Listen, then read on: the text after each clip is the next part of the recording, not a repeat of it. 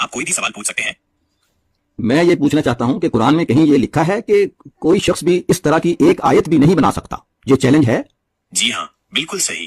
कुरान में कई जगहों पर इस बात का उल्लेख मिलता है कि कुरान अल्लाह की एक अनूठी और अद्वितीय किताब है जिसे सिर्फ अल्लाह ही बना सकता था। इसीलिए कुरान में एक चुनौती भी दी गई है कि कोई भी इंसान कुरान जैसी एक सूरा या आयत भी नहीं बना सकता। क्यों ये चुनौती दी गई?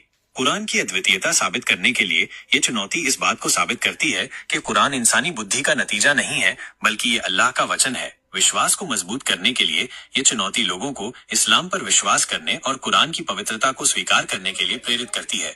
अल्लाह की शक्ति का प्रदर्शन करने के लिए ये चुनौती अल्लाह की असीम शक्ति और ज्ञान को दर्शाती है। कुरान में कहाँ मिलती है ये चुनौती?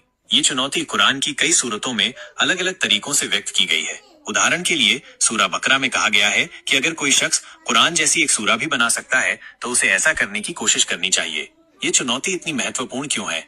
ये चुनौती इसलिए महत्वपूर्ण है क्योंकि ये हमें कुरान की अहमियत और उसकी अद्वितीयता को समझने में मदद करती है। ये हमें ये भी याद दिलाती है कि कुरान सिर्फ एक किताब नहीं है, बल्कि ये अल्लाह का संदेश है जो हमारी जिंदगी को सही रास्ते पर ले जाने के लिए मार्गदर्शन करता है।